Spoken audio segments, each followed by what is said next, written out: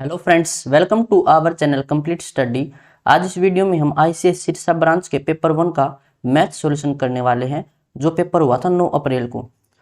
Question पर चलते हैं। क्वेश्चन नंबर 56, 3901 में 9 के स्थानीय मान और जातीय मान में क्या अंतर है? तो हमें निकालना डिफरेंस प्लेस वैल्यू में और फेस वैल्यू में। प्लेस वैल्यू क्या हो जाएगी? संख्या दे रखी है 3901, तो प्लेस वैल्यू हमें निकालनी। प्लेस वैल्यू किसकी निकालनी है? 9 की।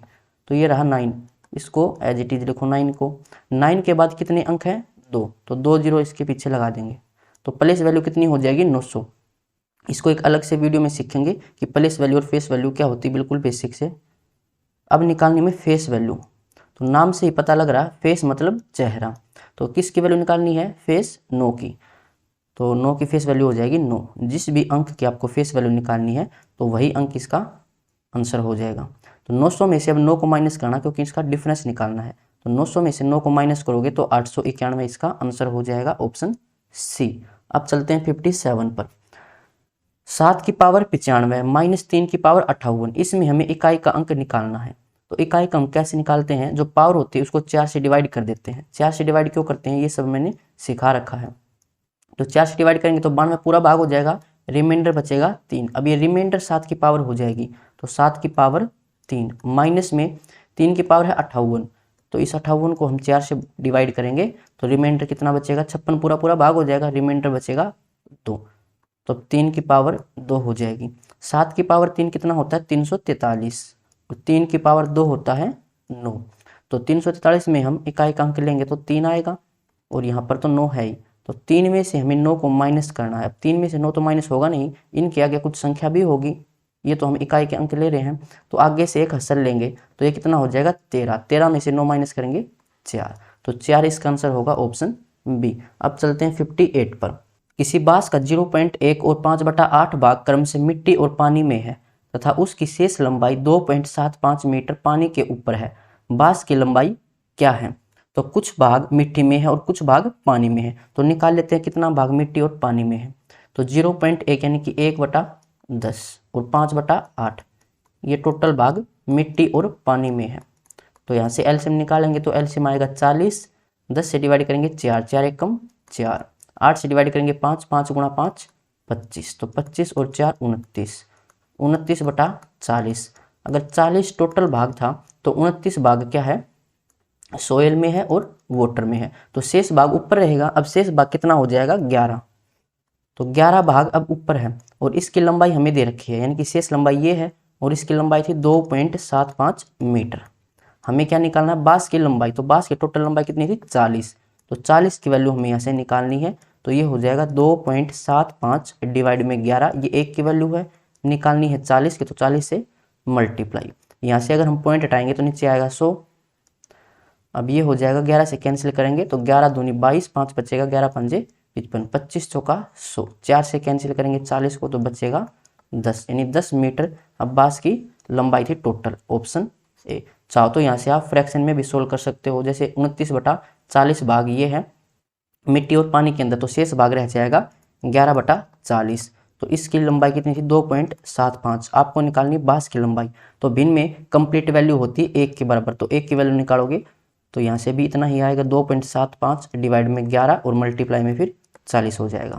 तो यहाँ से सोल्व करोगे 10 ही आएगा। अब चलते हैं 59 पर।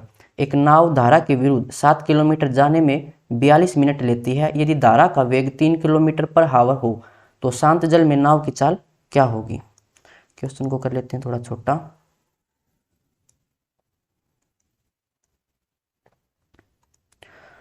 तो एक नाव धारा के विरुद्ध, अब धारा के विरुद्ध स्पीड कितनी होती है? कम। तो धारा के विरुद्ध हो जाएगी स्पीड v माइनस में u, ये हो जाएगी स्पीड, और मल्टीप्लाई में टाइम बराबर क्या हो जाएगा? डिस्टेंस। डिस्टेंस होती है स्पीड मल्टीप्लाई में टाइम। तो यहाँ पर आपको दे रखा है कि धारा का वेग 3 किलोमीटर पर हावर है। धारा के वेग को हम डिनोट करते हैं u से, और नाव या फिर व्यक्ति की चाल को डिनोट करते हैं v से। तो v की वैल्यू तो हमें निकालनी है, यानी नाव की चाल निकालनी है। u की वैल्यू 3 दे रखी है, तो यहाँ पर पुट करेंगे। टाइम कितना लगता है? 42 मिनट। अब ये मिनट में इसको हावर में बनाना पड़ेगा, तो 60 से डिवाइड कर दिया, ये हो जाएगी डिस्टेंस, और डिस्टेंस हमें दे रखी है 7 किलोमीटर। तो 7 किलोमीटर के बराबर सोल्व करेंगे, 7 6 का 42, 6 से सोल्व करेंगे नीचे आएगा 10। अब ये 10 जाएगा राइट साइड और इस साइड बचेगा 3 और 10 13 बराबर में v। अब 13 क्या है, ये स्पीड थी, किलोमीटर पर हावर, यानी कि ऑप्शन सी। अब चलते हैं 60 पर। राजेश और संजय किसी चारागाह को 1 वर्ष के लिए किराए पर लेते हैं जिसका किराया 100 रुपये प्रति माह है। राजेश की 10 गायें 11 महीने के लिए चरती हैं, तो ज्ञात कीजिए कि संजय शेष समय के लिए कितनी गाय चरा सकता है यदि वह 120 रुपये राजेश से कम देता है। तो कैसे सोल्व करेंगे, देखिए ये क्या करते हैं, 100 रुपये प्रति माह ये किराया है, यानी कि 1 महीने का किराया कितना हो जाएगा, ये क्या दिक्कत हो रही है किसके,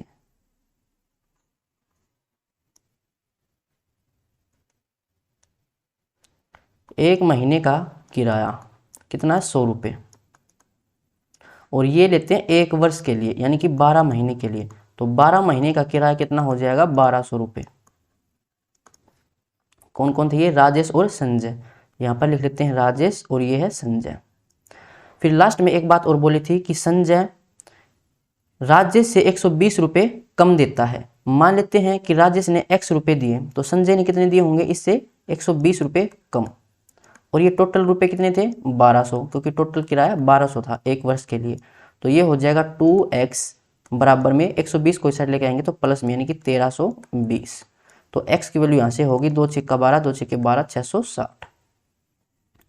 तो राजेश ने कितने रुपए दिए थे, 660 दिए थे, और संजय ने दिए थे 120 कम यानी कि 540, इतने रुपए दिए थे संजय ने। उसके बाद क्या बोला है, राजेश की 10 गायें 11 महीने के लिए चरती हैं।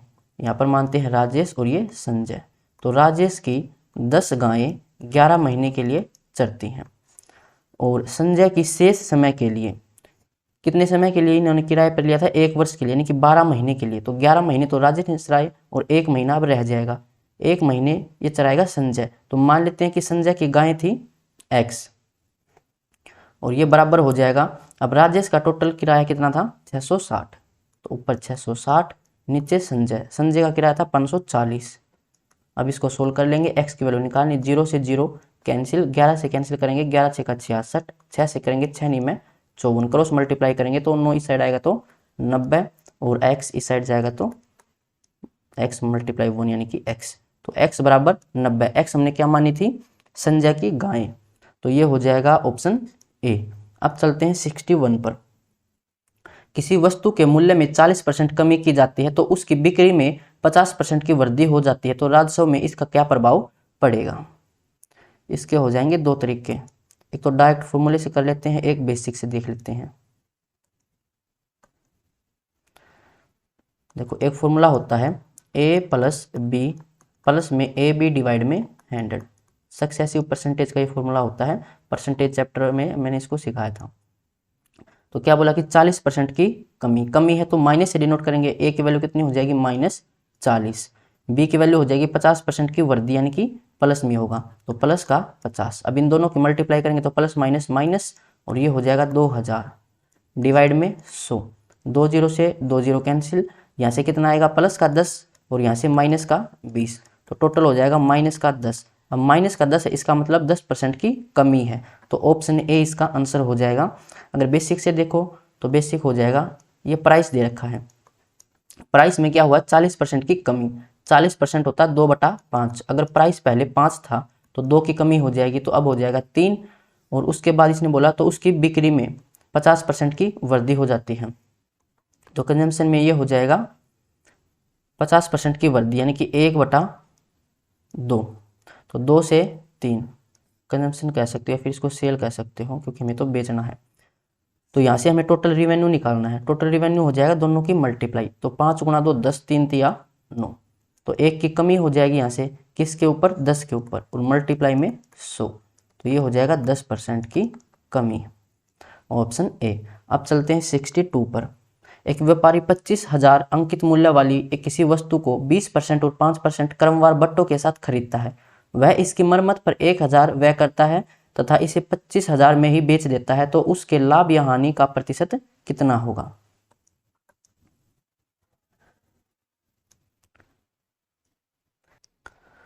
तो यहाँ से मार्क प्राइस कितना हो जाएगा 25,000 रुपये।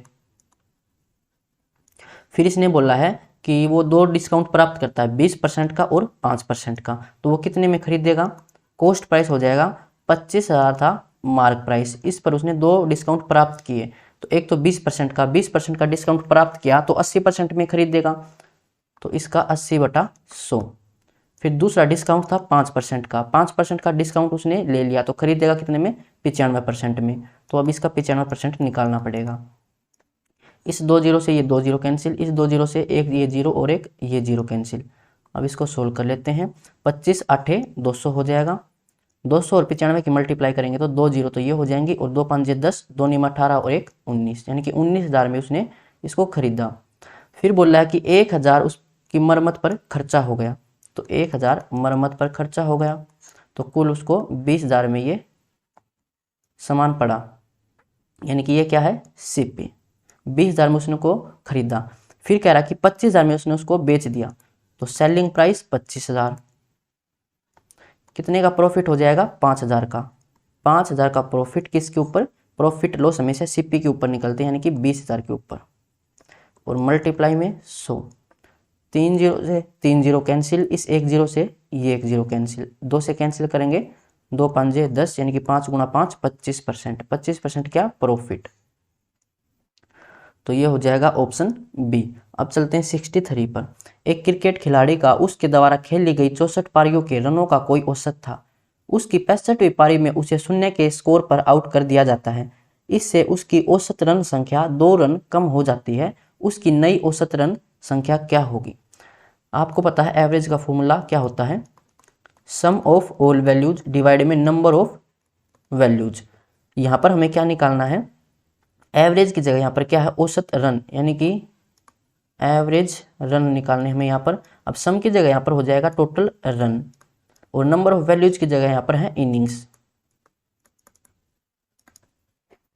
तो हम मान लेते हैं, इसने बोला कि कुछ औसत था, तो पहले हम एवरेज मान लेते हैं x था, तो यहाँ पर x रखोगे तो ये रन हो जाएंगे, और इनिंग कितनी खेली थी 64 पारी, तो टोटल रन यहाँ से हो जाएंगे 64x। ये टोटल रन थे उसके 64 पारियों में।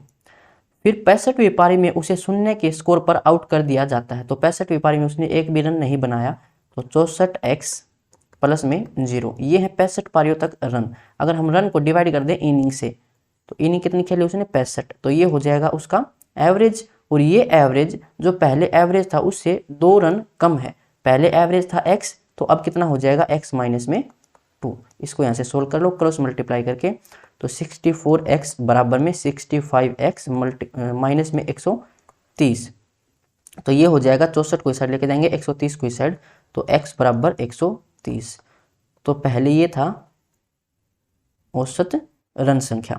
इसने हमसे पूछे क्या है उसकी नई औसत रन संख्या क्या होगी, ये तो है पहले वाली। अब नई क्या है, इससे 2 कम है, x माइनस 2 है, तो इसमें से 2 माइनस करेंगे तो 128, यानी कि ऑप्शन बी इसका आंसर हो जाएगा। अब चलते हैं 64 पर। भूमि पर एक बिंदु से एक मीनार की चोटी का उन्नयन कोण 30 डिग्री है। मीनार की ओर 30 लीटर नहीं है, ये होगा मीटर। 30 मीटर चलने के पश्चात मीनार की चोटी का उन्नयन कोण 60 डिग्री हो जाता है। मीनार की ऊंचाई क्या होगी। क्वेश्चन को थोड़ा छोटा कर लेते हैं।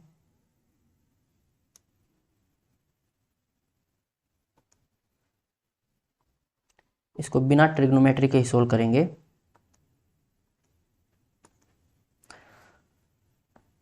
तो ये कोई पॉइंट है सरफेस पे, और यहां पर है एक मीनार,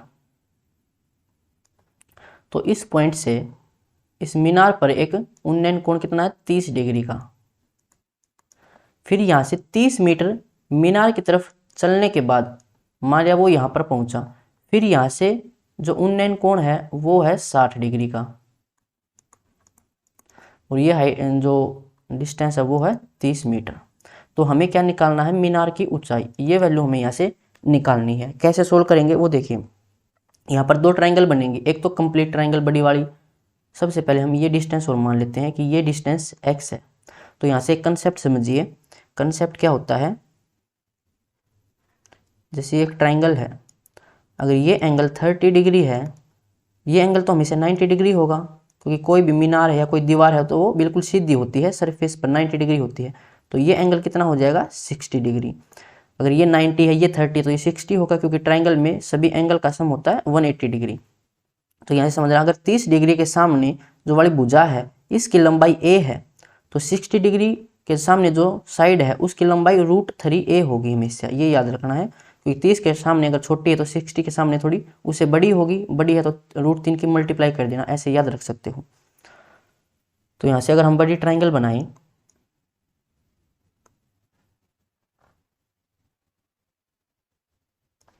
ये 30 डिग्री दे रखा था हमें, और ये टोटल डिस्टेंस कितनी थी 30 प्लस में x। अब ये एंगल कितना हो जाएगा 60 डिग्री, क्योंकि ये 90 डिग्री है, जो मीनार है वो तो बिल्कुल सीधी खड़ी रहेगी। तो अभी पढ़ा था, अगर 30 डिग्री के सामने साइड a है तो 60 डिग्री के सामने क्या होगी √3a। तो √3a की वैल्यू इतनी है, तो a की वैल्यू कितनी हो जाएगी, a की वैल्यू हो जाएगी 30 प्लस में x डिवाइड में √3। तो ये हो जाएगी मीनार की हाइट। अब सेकंड ट्रायंगल बनाते हैं छोटी वाली, 60 डिग्री, तो ये एंगल हो जाएगा 30 डिग्री। अब ये हाइट ये डिस्टेंस कितनी है x। अभी पढ़ा था, अगर 30 के सामने a है तो 60 के सामने कितना होगा √3a, यानी कि √3x हो जाएगा। अब ये डिस्टेंस यहाँ से निकाली थी हमने, और ये डिस्टेंस यहाँ से निकाली थी, तो ये डिस्टेंस तो बराबर ही होगी दोनों केस मीनार की।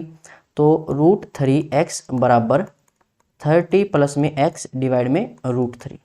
अगर √3 को हम लेफ्ट साइड लेके आएंगे तो मल्टीप्लाई में, यानी कि ये हो जाएगा 3x बराबर में 30 प्लस में x को इस साइड लेके आएंगे तो 2x बराबर में 30, x बराबर में 15। और यहाँ से हमने निकाला था कि जो ये मीनार है इसकी हाइट थी √3x, x की वैल्यू निकाल ली है 15, तो यहाँ पर रख देते हैं, तो 15√3 ये इसकी हाइट हो जाएगी। किस ऑप्शन में है चेक कर लेते हैं, ऑप्शन बी। अगर ये कंसेप्ट पता होता तो जल्दी सोल्व हो जाता। ये सिर्फ मैंने आपको समझाने के लिए बताया, दो ट्रायंगल बनाकर।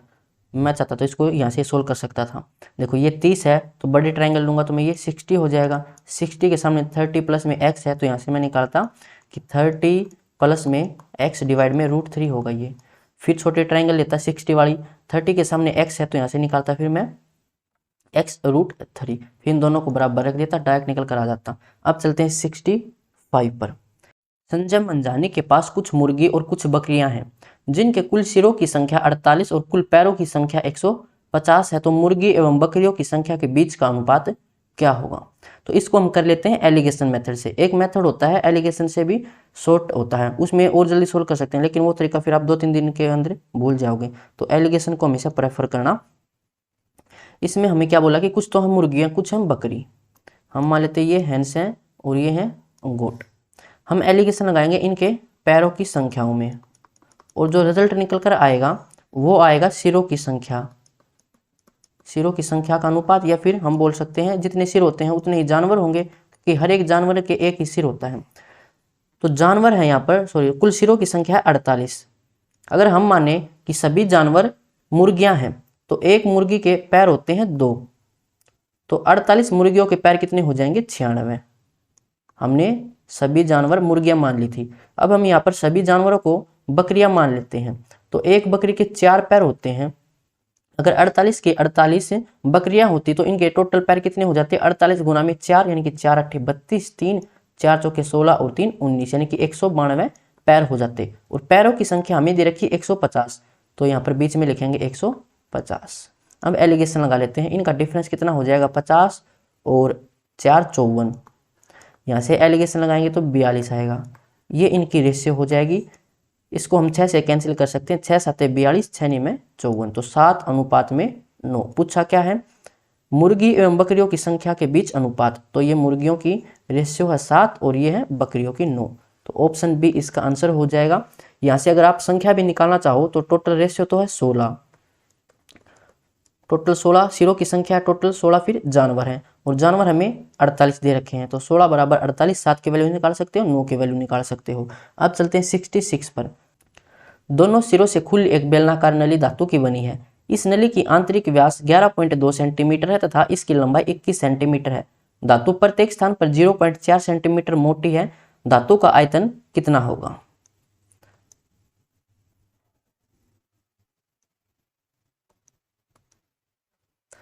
तो देखो, एक हमें धातु की नली दे रखी है, मान लो आप एक पाइप दे रखा है, तो पाइप हो जाएगा यहां पर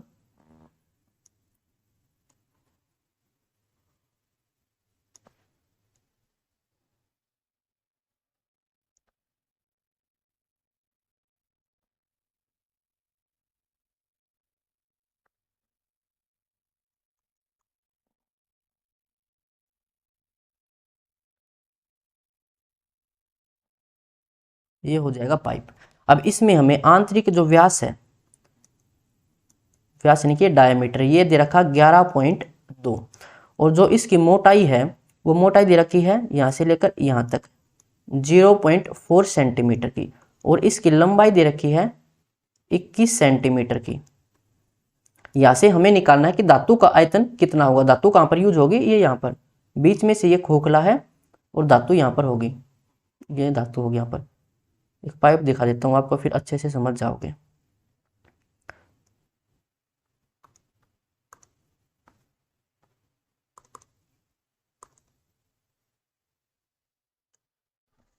देखो जैसे ये पाइप है, इसमें ध्यान से समझना, जो ये आंतरिक व्यास था ये रहा, कलर चेंज करना पड़ेगा। जो ये आंतरिक व्यास था, ये व्यास ये हमें दे रखा 11.4 और जो ये इसकी मोटाई है, ये मोटाई दे रखी है 0.4 की। अब हमें यहाँ पर धातु का आयतन निकालना, तो कैसे निकालोगे, अगर हम टोटल इसका आयतन निकालें बाहर वाले सिलेंडर का और उसमें से अंदर वाले सिलेंडर का आयतन माइनस कर दें तो ये बीच वाला रह जाएगा और बीच में ही ये मेटल यूज हो रखा है। तो क्या करोगे, बाहर वाला आयतन निकालना है। सिलेंडर का आयतन होता है पाई आर स्क्वायर एच। बाहर वाली रेडियस को हमने कैपिटल से नोट कर लिया, अंदर वाली को स्मॉल से कर लेंगे, पाई आर स्क्वायर एच। तो अंदर वाली रेडियस कितनी हो जाएगी, 11.2 तो है डायमीटर, तो रेडियस हो जाएगी इसका हाफ करेंगे तो 2 5 10, 2 6 12, 5.6 सेंटीमीटर होगी। और फिर बाहर वाली रेडियस हो जाएगी 5.6 तो है अंदर वाली रेडियस, यहाँ से लेकर यहाँ तक 5.6 है। तो इसमें अगर मोटाई ऐड कर दें तो ये फिर हो जाएगी बाहर वाली जो रेडियस है वो, तो ये हो जाएगा, इसमें हमें ऐड करना 0.4 सेंटीमीटर, तो ये कितना हो जाएगा 6 सेंटीमीटर। तो यहाँ से हम पाई और एच कॉमन निकाल सकते हैं क्योंकि ये तो कॉमन है, और ये हो जाएगा रेडियस, बाहर वाली रेडियस थी 6 सेंटीमीटर, इसका स्क्वायर 36 हो जाएगा, अंदर वाली रेडियस का स्क्वायर, तो 56 का स्क्वायर करेंगे, इसको हम लिखेंगे 56/10, तो नीचे 10 का स्क्वायर तो हो जाएगा 100 और 56 का स्क्वायर कितना हो जाएगा, 56 है 50 से 6 ज़्यादा, तो 25 में 6 जोड़ेंगे 31 और 6 है तो 6 का स्क्वायर 36। ये सारी ट्रिक बता रखी है। ये हो जाएगा, पाई की वैल्यू है यहाँ पर 22/7, हाइट है यहाँ पर 21। अब इनको अगर हम सोल्व करें तो 36 में से हमें माइनस करना है 31.36, तो ये हो जाएगा 64, 5 में से 1 माइनस करेंगे तो 4, यानी कि 4.64, तो पॉइंट हटाएं तो नीचे 100 आ जाएगा। अभी सभी मल्टीप्लाई में है, इजीली सोल्व कर सकते हैं। 7 से कैंसिल करेंगे, 7 तिया 21। अगर इकाई के अंक से देखें तो 2 तिया 6 और 6 चौके 24, यानी इकाई का अंक 4 होना चाहिए और नीचे 100 है, तो पॉइंट अगर यहाँ पर लगाएं तो पॉइंट के बाद 2 डिजिट होनी चाहिए और कुछ डिजिट यहाँ पर आएंगे। फिर तो ऑप्शन में देख लो कि किस में इकाई के अंक पर 4 है, तो ऑप्शन सी में है। आपको इसकी मल्टीप्लाई भी नहीं करनी थी। तो उम्मीद है ये क्वेश्चन आपको समझ आ गया होगा। अब चलते हैं 67 पर।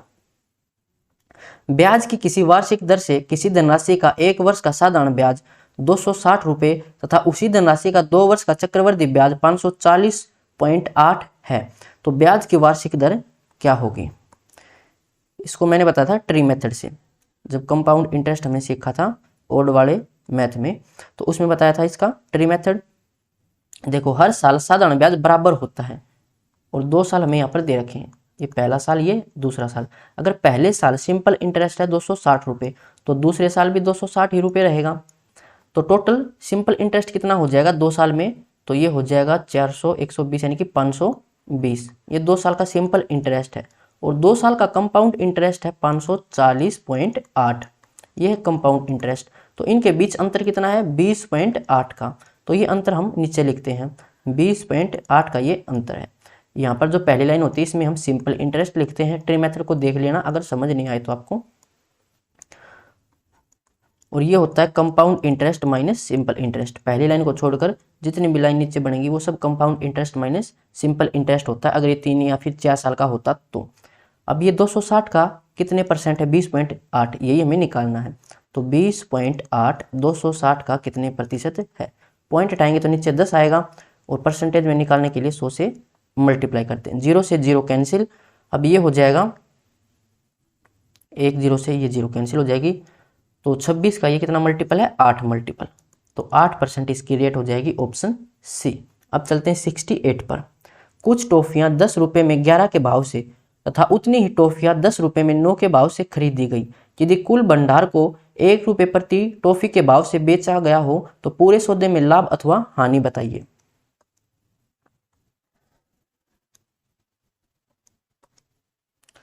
तो देखो 10 रुपये में 11 के भाव से कुछ टॉफियां खरीदी और उतनी ही टॉफियां 10 रुपये में 9 के भाव से खरीदी।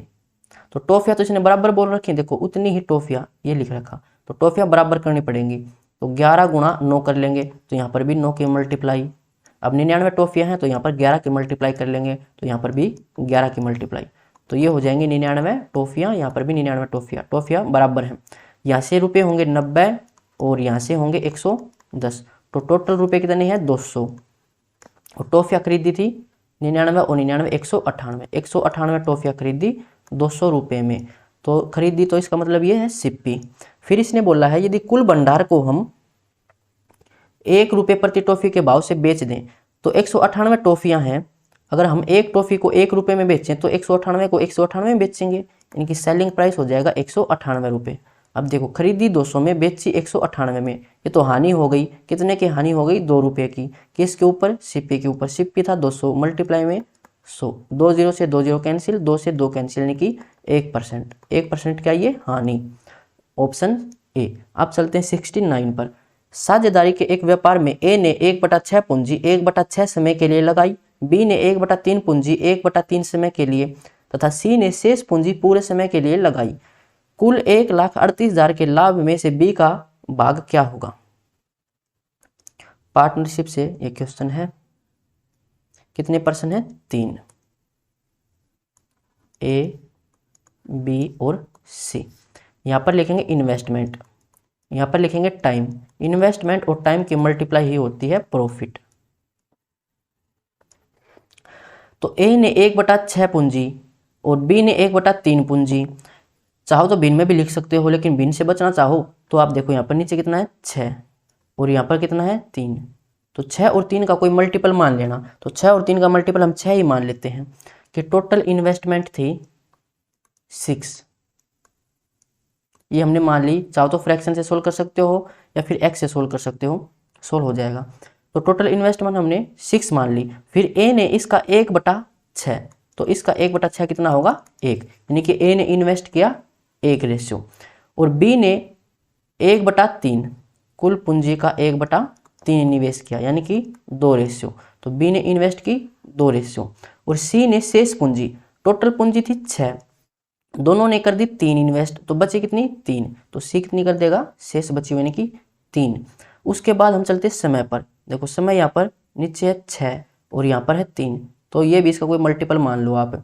तो हम मान लेते हैं कि टोटल टाइम कितना है 6 महीने मान लेते हैं। चाहो तो 12 महीने मान सकते हो, 18 महीने मान सकते हो, 6 का कोई भी मल्टीपल मान सकते हो। तो हमने 6 मान लिया है। अब इसने बोला कि ए ने 1/6 समय के लिए, तो इसका 1/6 कितना हो जाएगा 1, यानी ए ने 1 टाइम के लिए, तो 1 रेशियो टाइम के लिए। फिर बी ने 1/3 समय के लिए, तो 6 का अगर 1/3 निकालें तो कितना आएगा 2, तो टाइम की रेशियो हो जाएगी 2, बी ने 2 रेशियो के लिए। और सी ने शेष पूंजी तो हो गई पूरे समय के लिए, यहाँ पर ध्यान से पढ़ना है, पूरे समय के लिए। टाइम कितना माना था 6 रेशियो, तो 6 रेशियो ही हमने सी में रखना पड़ेगा क्योंकि इसने बोला पूरा समय के लिए। अब दोनों की मल्टीप्लाई प्रॉफिट होती है, मल्टीप्लाई करोगे तो 1, 2 गुणा 2 4, 6 3 18, ये हो जाएगी इनकी प्रॉफिट की रेशियो। टोटल कितनी हो जाएगी 18 4 22 और 1 23 रेशियो टोटल प्रॉफिट। और ये दे रखा 1,38,000। पूछा क्या है, बी का भाग क्या होगा, तो बी का भाग था 4 रेशियो। 4 रेशियो की वैल्यू हमें निकालनी। सिमेट्री लगा के देखो ये इसका कितना मल्टीपल है, तो ये हो जाएगा 3 से 8 बन सकता है 6 मल्टीप्लाई पर, 6 3 18 बिल्कुल 6 मल्टीपल और 3 0 यानी कि 6000 मल्टीपल है। तो 4 का भी 6000 मल्टीपल निकालेंगे, 4 6 24 और 3 0, तो बी का प्रॉफिट हो जाएगा 24,000, ऑप्शन ए। अब चलते हैं 70 पर। दो संख्याओं का लघुत्तम समापवर्तय उनके महत्तम समापवर्तय का 12 गुना है। यहाँ पर मानते हैं एलसीएम और ये एचसीएफ। क्या बोल रहा है कि एलसीएम एचसीएफ का 12 गुना है। अगर एचसीएफ x है तो एलसीएम 12x हो जाएगा, इसका 12 मल्टीपल। फिर बोला है एचसीएफ और एलसीएम का योग, तो इन दोनों का योग यानी कि 13x किसके बराबर दे रखा है, 403 के। तो x की वैल्यू कितनी हो जाएगी, 13 3 39, 13 एकम 13, यानी x की वैल्यू है 31। तो एचसीएफ हो जाएगा 31 और एलसीएम हो जाएगा 12 गुना में 31। ये इन दोनों की वैल्यू हो जाएंगी। आगे पढ़ते हैं, यदि उनमें से एक संख्या 93 है तो दूसरी संख्या क्या होगी। एक फॉर्मूला पढ़ा होगा, एलसीएम और एचसीएफ की मल्टीप्लाई बराबर होती है पहली संख्या और दूसरी संख्या की मल्टीप्लाई के बराबर। तो एलसीएम यहाँ पर है 12 मल्टीप्लाई में 31 और एचसीएफ है 31 और पहला नंबर है 93, दूसरा नंबर हमें निकालना है।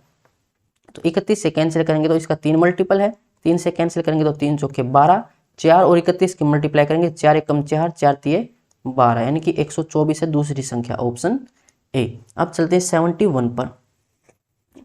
रूट के अंदर है 8 - 2 रूट 15, इसका मान क्या होगा। तो बाहर रूट है यानी कि फिर अंदर कोई स्क्वायर वाली आइडेंटिटी बनेगी, तभी हम स्क्वायर से स्क्वायर रूट कैंसिल कर सकते हैं। अब स्क्वायर वाली दो आइडेंटिटी होती है, एक होता है a + b का होल स्क्वायर, एक होता है a - b का होल स्क्वायर। फिर यहाँ पर देखना साइन, साइन यहाँ पर माइनस का है तो कौन सी आइडेंटिटी बनेगी, a - b का होल स्क्वायर। क्वेश्चन क्या दे रखा, 8 - 2 रूट 15। अब 15 को हमें ऐसे टुकड़ों में तोड़ना होगा जिसका स्क्वायर करें तो फिर वो 8 आए। रूट 15 को हमें तोड़ना है, तो ये हो जाएगा रूट 5 और रूट 3, 5 दिया 15 और 5 रूट 5 का स्क्वायर करेंगे 5, रूट 3 का स्क्वायर करेंगे 3 और दोनों को जोड़ेंगे तो 8 आ जाएगा। तो ये तो हो जाएगा 2, ये हो जाएगा a और ये हो जाएगा b, तो -2ab और ये हो जाएगा a² + b²। तो कौन सी आइडेंटिटी, a - b का होल स्क्वायर। तो a है रूट 5, b है रूट 3, इसका होल स्क्वायर, इसका ये रूट था। स्क्वायर रूट से स्क्वायर कैंसिल, तो बचा कितना, रूट 5 - रूट 3, ऑप्शन सी। अब चलते हैं 72 पर। एक व्यक्ति ने कुछ दूरी किसी चाल से तय की, यदि वह 3 किलोमीटर प्रति घंटे अधिक की चाल से वह दूरी तय करता तो उसे 40 मिनट कम समय लगता। यदि वह 2 किलोमीटर प्रति घंटे कम की चाल से वह दूरी तय करता तो उसे 40 मिनट अधिक लगते। वह दूरी किलोमीटर में कितनी है। क्वेश्चन को थोड़ा छोटा कर लेते हैं।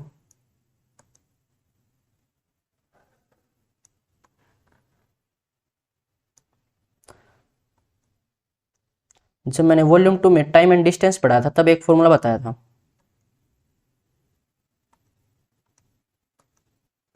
फॉर्मूला क्या था, डिस्टेंस बराबर होता है जैसे दो स्पीड हमारी x और y, तो इनकी मल्टीप्लाई और नीचे लिखते हैं हम इनका डिफरेंस और मल्टीप्लाई में टाइम डिफरेंस। ये फॉर्मूला मैंने पढ़ाया था टाइम एंड डिस्टेंस चैप्टर जब कराया, तो इसी फॉर्मूले का यूज यहाँ पर होगा।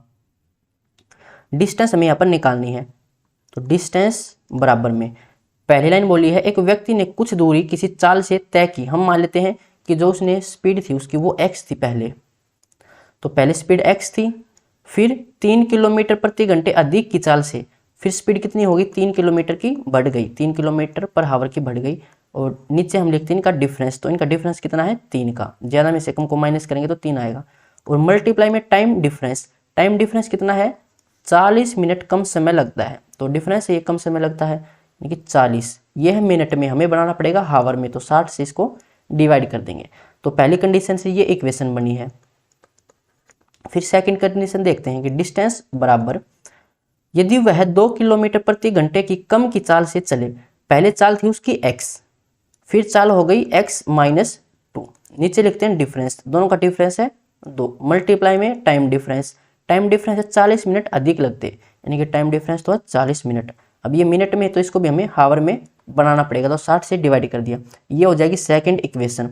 दोनों केस में डिस्टेंस तो बराबर होगी, तो यहाँ से हम दोनों इक्वेशन को बराबर रख देंगे, ये सेकंड इक्वेशन हो जाएगी, इसके बराबर रख देंगे पहली इक्वेशन जो की थी x प्लस में 3 डिवाइड में 3 बराबर सॉरी मल्टीप्लाई में 40 डिवाइड में 60। तो इससे ये कैंसिल और x से x कैंसिल, क्रॉस मल्टीप्लाई कर देंगे, 3 की मल्टीप्लाई x माइनस 2 से करेंगे तो 3x माइनस में 3 गुणा 2 6, 2 की मल्टीप्लाई करेंगे 2x प्लस में 2 तिया 6, 2x को इस साइड लेके आएंगे माइनस में, यानी कि x और 6 12।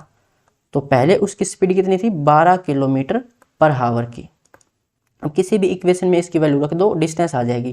तो यहाँ से इस इक्वेशन में अगर हम x की वैल्यू रखें तो डिस्टेंस बराबर x कितना है 12, 12 और 3 15, नीचे डिफरेंस 3 का था, मल्टीप्लाई में 40 डिवाइड में 60, 0 से 0 कैंसिल और ये हो जाएगा 6 दूनी 12, 3 5 15, 2 5 10 और 10 चौके 40। तो 40 किलोमीटर की डिस्टेंस थी, जो कि ऑप्शन डी। तो बस यही क्वेश्चन इसमें पूछे गए थे। अगर किसी क्वेश्चन में कोई प्रॉब्लम है तो कमेंट बॉक्स में पूछ सकते हो। मिलते हैं नेक्स्ट वीडियो में।